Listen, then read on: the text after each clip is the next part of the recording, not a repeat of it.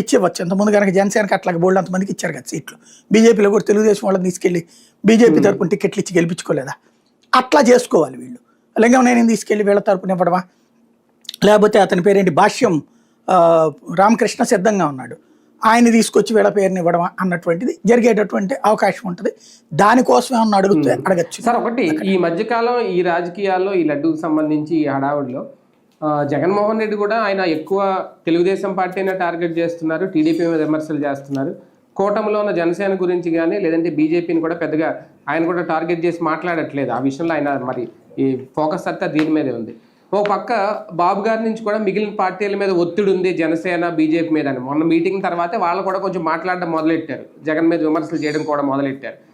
ఒక సహకారంగానే ఈ విషయంలో కేంద్రం నుంచి కోరే అవకాశం ఏమన్నా ఉందా బాబు గారు? అందులో కేంద్రం ఏం చేస్తుంది, రాజకీయం ఇక్కడిదెక్కడ కదా. తెలుగుదేశము ఇప్పుడు జగన్ ఫ్రమ్ ద బిగినింగ్ అప్పుడు ఆ రోజున కాంగ్రెస్ పార్టీ తనను దెబ్బతీసింది, తనని అరెస్ట్ చేయించింది, జైల్లో పెట్టింది ఎవరు? కాంగ్రెస్ పార్టీ.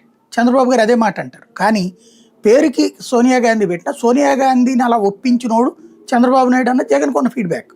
దాంతోపాటుగా తెలుగుదేశం పార్టీ ఇంప్లీడ్ అవ్వడం వల్ల అన్ని రోజులు జైల్లో ఉండాల్సి వచ్చింది. తెలుగుదేశం మీడియా రాసిన వార్తలను ఎఫ్ఐఆర్ కట్టారు సిబిఐ, మనం గుర్తు తెచ్చుకుంటే కనుక.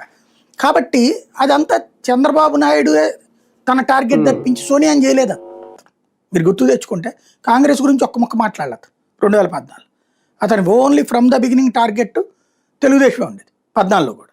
ఈవెన్ 14 ఏంటి, అంతకుముందు జరిగినటువంటి 2009 తర్వాత జగన్ బయటకు వచ్చేసిన తర్వాత జరిగిన ఉప ఎన్నికలన్నిట్లో ఒరిజినల్ కాంగ్రెస్తో పోట్లాట ఉండాలి, కాంగ్రెస్ను విమర్శించాలి. కాంగ్రెస్ను విమర్శించేవాడు కాదు అతను.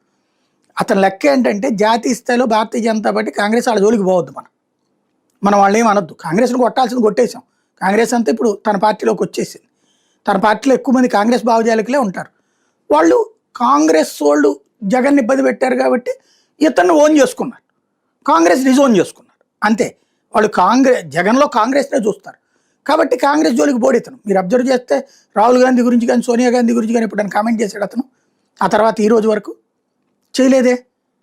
ఓన్లీ